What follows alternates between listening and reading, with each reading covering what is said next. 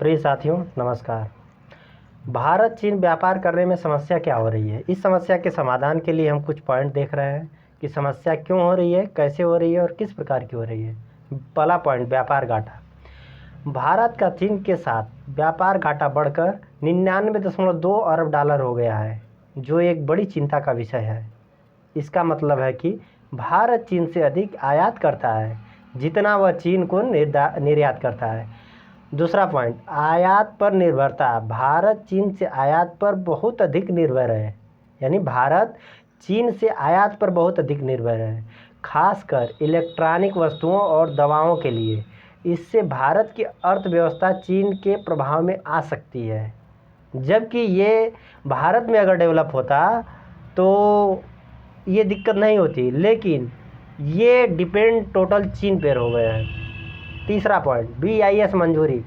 चीन से आयातित वस्तुओं के लिए भारत की ब्यूरो ऑफ इंडिया, जो BIS कही जाती है, स्टैंडर्ड्स से निर्यात मंजूरी लेनी पड़ती है, जिससे व्यापार में देरी और कठिनाइयाँ होती है।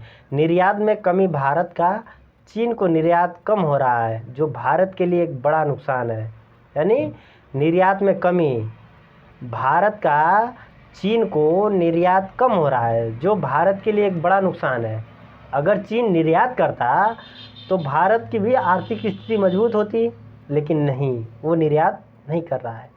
इन मुद्दों को हल करने के लिए भारत सरकार कई कदम उठा रही है, जैसे कि पहला, आयात पर निर्भरता कम करने के लिए प्रयास। भारत सरकार चीन से आयात पर निर्भरता कम करने के लिए प्रयास कर रही है, जैसे कि बल्क ड्रग पार्क्स स्थापित करना और आयातित वस्तुओं के लिए घरेलू उत्पादन को बढ़ावा देना।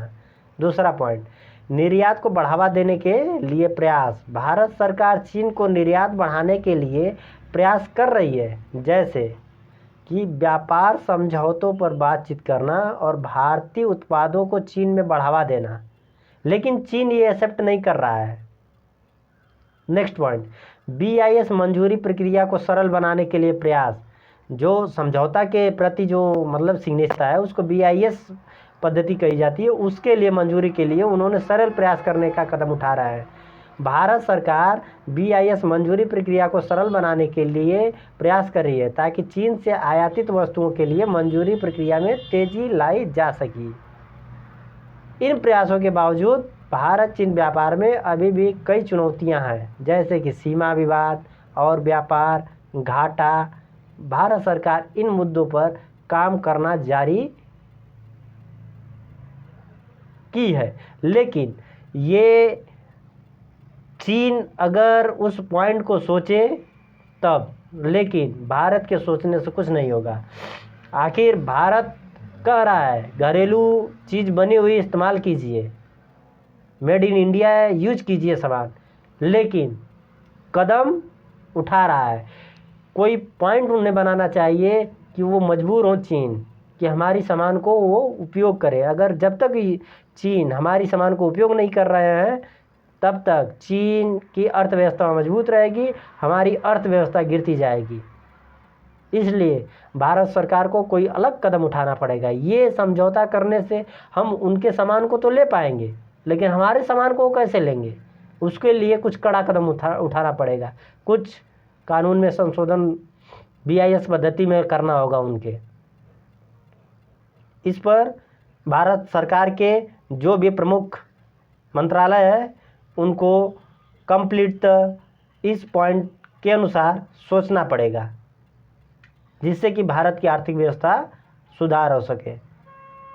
भारत की आज आर्थिक व्यवस्था गिरती जा रही है।